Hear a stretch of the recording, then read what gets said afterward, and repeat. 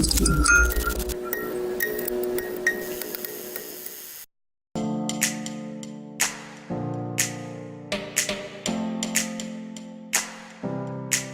gazety Boky Politika dia namoaka laharana manokana na hors-série miresaka mahakasika ny fifidianana solombavam-bahoaka izay ho avy amin'ity volana May ity, dia miresaka ihany koa ireo anjara andraikitra takina amin'ny solombavam-bahoaka antsika malagasy, miresaka ihany koa ny anteny miera-pirenena ary ny tantaran'izany anteny miera-pirenena zany amin'ny mpifidy amin'ny olom-pirenena, dia tena mbola mifamaofao ny andraikitry ny solombavam-bahoaka. Indraindray ary ohatry hoe mitady hifangaro amin'ny andraikitry ny ben'ny tanàna no andraikitry ny solombavam-bahoaka, nefa mazava tsara fa manao lalàna solombavam-bahoaka, manara-maso ny fahefana mpanantanteraka ihany koa, ary afaka mamolavola tolo-kevitra sy mamolavola volavolanan-dalàna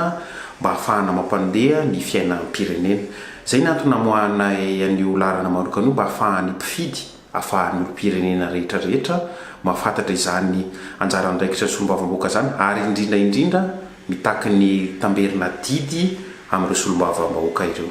Ambonin'izay hoe fampahafantarana anjara andraikitry ny solombavam-bahoaka zay, eo ihany koa ny fanentanana ny olom-pirenena hifidy, satria ny solombavam-bahoaka anisan'ny singa lehibe eo anivon'ny androm-panjakana ary singa lehibe mandrafitra ny fitantanana ny firenena malagasy. Ka zava-dehibe no mifidy, zava-dehibe no maneho hevitra, ary zava-dehibe ihany koa no mifidy izay isolo